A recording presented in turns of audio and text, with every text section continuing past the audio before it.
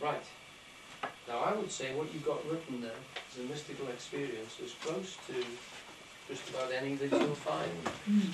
And the come down from it is the pair of them feeling, they find portly, but they're so moved and so shaken by it. Now, notice it was embedded in experience, in literally perception of the world. But subtle little things, the things that you only notice when the predominant feel is silence. And silence is always considered to be the form of consciousness, of the eternal. It's something which is formless. And something which cannot be grasped and held. But when you experience silence, if you listen to it, you can listen to it here. There's this very, very faint sound from there. But if you listen to the silence itself,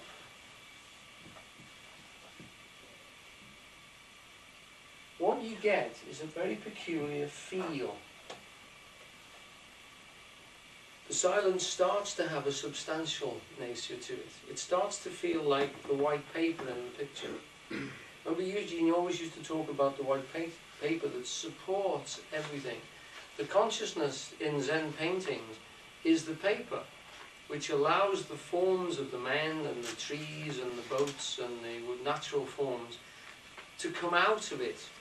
They're vague and they form themselves into it in the same way as sounds form themselves in silence. So that if you listen to the silence rather than sounds inside it that are contained within the silence, then you get this same sensation that the sounds come out of it and fall back into it again. The sound which is probably most stimulated and most represented by the sound of a chime, of a gong, or because you can hear the vibration building up and then falling away, decaying literally into the now that passes by. And what I think he stimulates in that, by giving the descriptions of the small sounds, is the sense of silence at that time of night, that time of early dawn in a summer's day, that it begins to get across to you that sense of the noumenal.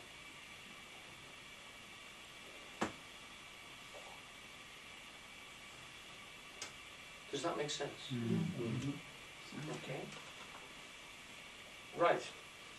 Now it's 10:30. We have a little bit left of Eugene Halliday talking about the no-mind.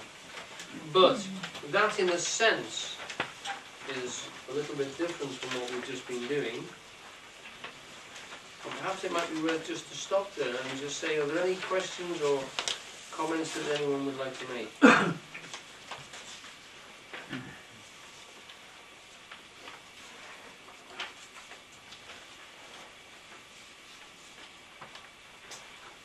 I was thinking of Wordsworth's poem, which evokes that same feeling, sailing in the lakes at night.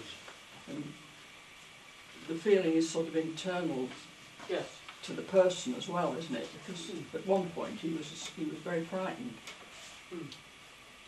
I think in that sense, this is again a tense situation. They're looking for a child.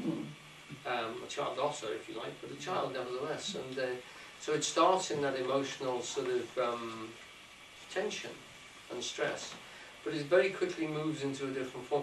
Now, that's it. In discussing this with friends, you know, you'd say to yourself, well, when they make a film, how in hell could they get that silence? How could they get that stimulation of just the pure sensory experience of being there?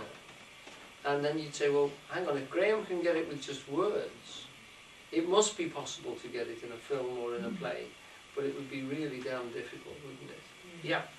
I thought it came to my mind actually, the very film, when you were reading it, and that's Night of the Hunter. Yes, I was just thinking of the same film. With the cobweb where they're sailing through down the river on the boat.